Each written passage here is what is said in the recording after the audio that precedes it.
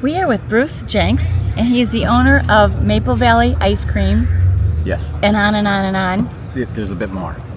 Yeah, so tell us actually what we have here and Sure. then the history of your... Sure. So this farm that we're currently sitting at is Fort River Farm, was the original farm. It's owned by Gordon and Terry Smith. I grew up directly across the road, and we had a barn fire in about 2009. Lost a gambrel barn very similar to the one that you see to your left, my right. In about 2008, we started investigating raw milk sales because a number of people were stopping by and wanting raw milk. None of this was here. But we started selling raw milk, I want to say in 2012. We had a porch out on a fridge out on our porch. You could pick up your milk anytime. It was on the honor system. We couldn't fill up the fridge enough, so then we started getting a few more cows. We built this original portion of the store in 2016. It was a 20 by 24 square right off the milk room, because we just didn't have enough storage space for milk out on the porch anymore. So, and then we started offering every local product that we could find. And Maple Valley Ice Cream, which is the part of Maple Valley Creamery that funded all this, was expanding to supermarkets all over New England and into other parts of the country. We probably were in about 3,200 stores pre-COVID. And then during COVID, we were bored because ice cream wasn't an essential item, so we weren't shipping a lot of ice cream with our distributors. So then we built the Hadley Scoop at the Silos building that is a seasonal ice cream scooping mecca.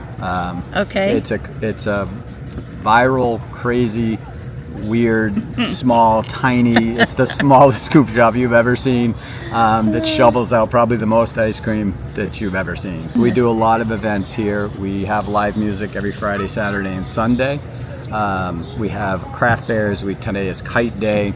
We're building a cross-country course, so there's a 5K on property that people can run, and we're going to do sponsored races for that, along with one of the high schools is going to use it because Hampshire College just closed. There's not too much we've said no to. If you have a crazy idea, bring it here. We will probably say yes. Wow. So we've hosted just about every type of event at the farm. All the feed that we have for our cows here is raised here. They're all grass-fed. The field right behind us where the kites are on, we just round baled it and wrapped them last night to get them off the field for kites. It's fun for us. I mean, I'm in my 60s, and I don't know, most days I feel like I'm 15 because we just get to do something new. So that's probably good. So in this barn we raise heifers.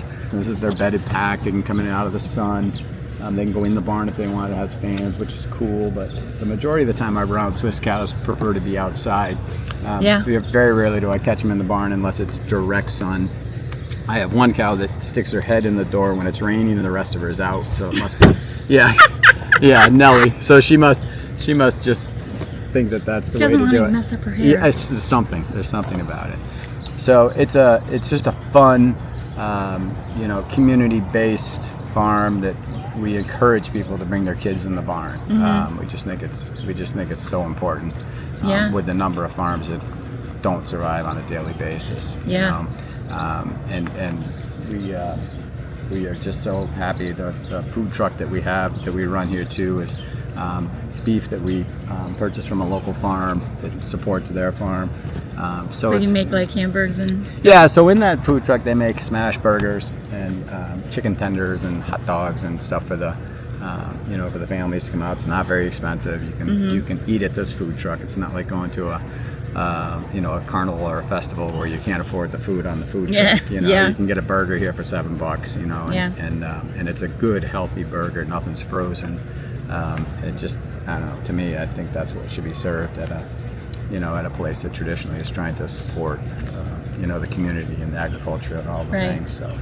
So what's the history of the ice cream? Because you kind of glossed over that. Before Amazon bought Whole Foods, there used to be a position in each Whole Foods. It was called the forager.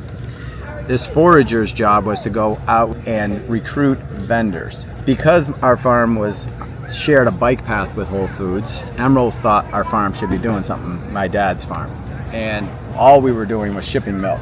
to Gorelick, so, which would then get bottled and end up in stores. And she said, would you like to do something with your milk? And I said, well, I would love to do something with the milk. And then we had a brief conversation. She said, well, we're always looking for cheese, we're always looking for ice cream, we're always looking for yogurt. So we sat down one night and decided that the easiest entry into markets would be ice cream. Nobody doesn't like ice cream, we thought, in our tiny little brains. So I ordered a Cuisinart ice cream maker. It was a 1 pint, I'm not kidding, I ordered a 1 pint Cuisinart maker. Pint? Yeah, we started making ice cream in this little Cuisinart with the milk from the farm. As luck would have it, the same time I was making this ice cream in this little Cuisinart, my dad across the road won a Green Pastures Award, which is awarded to one farmer in every state in New England. It's presented at Big E. So he was the whatever year Green Pastures Award winner. Oh, wow. By having that award, you go to the Big E for a dinner. You sit at the table with the presenting farm from the year before. As luck would have it, I was sitting next to a gentleman named Mark Shaw and his dad, Warren Shaw. The Shaws owned Shaw Dairy Farm in Drake. So as I was sitting there with Mark, young fella, Mark says, what do you guys do at your farm? And I said, well, we ship milk to Gorelick. He goes, why do you do that? And here we are again. I'm having we were milking 1,000 cows. I'm like, what else do you do with the milk? And I said, why? I said, what do you do? And he goes, well, we make ice cream. I said, can I see that? And he said, sure. So then I explained to him, I said, I just got a Cuisinart. And he's like, a Cuisinart? he's like, do you know what a batch freezer is? And I said, no.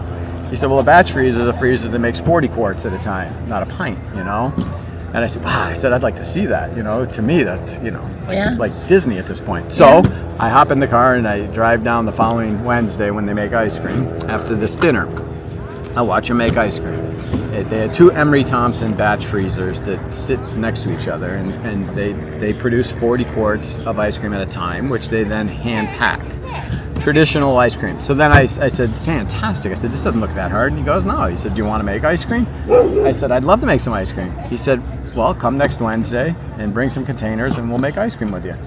So that week we went to a store and we bought these white pints, and we had a printer and we printed up maple walnut, mint chip, vanilla, and I forgot what the other, chocolate chip, mint chip, and we brought down the containers. It was 500 containers with caps, we put all the labels on.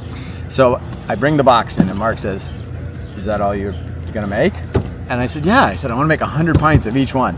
And he goes, okay. So 10 minutes later we have the pints filled, because that's not really a lot. So we freeze them. I go back the next day with my truck and freezer and put I had a freezer at the time running on a generator in the back of my pickup. Like, this is how advanced we were. So I picked up the pints and I went to every store, and I dropped some off at Whole Foods with Emerald, and went to Cereals in Northampton.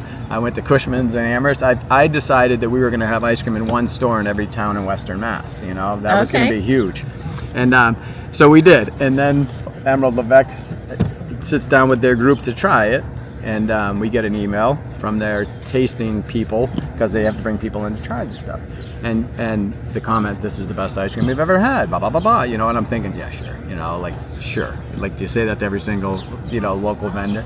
And so we started making ice cream specifically for Emerald in that Whole Foods. And then there was a Whole Foods in Cambridge that heard about the ice cream and they wanted it. Then there was a Whole Foods in Woburn that wanted it. Then there was a Whole Foods in Rye. So it just sort of grew exponentially by itself. So we did no marketing, we did no sales, we did no effort at all to sell our ice cream. It was the easiest growth from, I would say, any company that I've ever even spoken to. And at that point, did you have ice cream makers here then?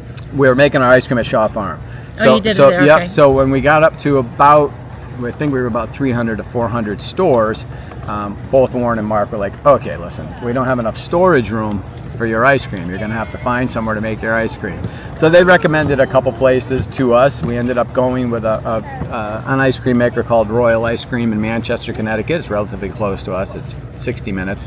So we brought all our recipes to them. They were able to match the recipes. We had milk that we were shipping in from Jersey farms, because we wanted don't tell my Swiss, but the Jersey cow makes a heavier buttercream, which is what butterfat, which is what we wanted for our ice cream. Yeah. Because our ice cream was almost 16. It was 16.85 butterfat when we were making it in pints, and our milk is all sold raw. So we ended up making our own mix with farmers, and then we ended up producing the ice cream at Royal Ice Cream, putting it in pints, and then Jim was kind enough to put it on pallets, put it on trucks, and then it started from there. It just started from there. Wow. And like I said, before COVID, we were probably in a little over 3,000 stores. I started being obsessed. Like I would go into a supermarket, to pick something up, and I'd look, and there'd be someone in the ice cream aisle, and I'd watch them. And I'd watch them look at all the things, and I'd want to see which one they took. And when they took ours, I would stop them. I would say, excuse me, can you just tell me why you took, because our pints are boring. Like it's just a yellow pint. 9 times out of 10, the people would say, well, we just really liked it. It looked like butter, And I was like, huh. Oh. Yeah, believe me, I knew nothing about labeling because we were doing it on this tiny little printer at home, Yeah. And so we ended up going very, very plain. And in the end, again, like things just seem to, they just seem to fall into place. It seems for more no natural, reason. That way. Well, that seemed to be the approach for people. So Yeah. I don't know. I mean, it was seriously luck upon luck. And if it wasn't, for Emerald Levesque coming over and saying, why don't you do something? And for the luck of sitting with the Shaws, this probably never would have gone further than my Cuisinart. You know what I mean? That's amazing. Yeah, I mean, it was good ice What cream. a story. Yes, it was just, and you would never think. And I talked to Steve Harrell when we first started making ice cream. He was in Northampton with a shop. Are you familiar with Harrell's Ice Cream? Oh yes. Okay. Yes. So we went Steve. there. Okay. So Steve used to have Steve's in Cambridge. Oh yes. Yeah. So Yeah. Ben and Jerry got their idea for ice cream From Steve. from him. Yeah. Yeah. If you ever watch that food show that Ken Burns did, they do an episode on ice cream and essentially give Steve a lot of credit. Originally, Ben and Jerry were going to be cheesemakers until Ben came down and had dinner. At a place called Red Bones, which is a barbecue place, and then next door was Steve's. So the guy kept saying to him, "Don't get too full. We're going to go to Steve's after and get ice cream." And that's where he saw the smushins and all the things, and went back and said to Jerry, "That's it. We're going to make ice cream, not cheese." And Wow. yeah. Oh my goodness. So what a cool story. Like I called Steve Harrell out of the blue and said, I'm a farmer over in Hadley and we're thinking about making ice cream. Could I talk to you about it at some time? Because he was the only guy I knew that was making ice cream. Yeah. And he said, yeah. He said, come over. And I said, okay. Well, when do you want? When would you like me to come over? He said, well, come right now. And it's like 3:00 in the afternoon on like a Wednesday. I'm like, right now? He says, yeah. He said, you want to talk about ice cream? Come on over. I went over and I sat with him for like 3 hours and we talked every angle about ice cream and like what we want to do and how we want to do it. He was never threatened by my questions. He helped us design the recipes and how we wanted to do it and the process. He told me about how he adjusted his batch freezer so it came out fluffier, like all the things, all the things that you probably wouldn't have told someone. He was free to tell.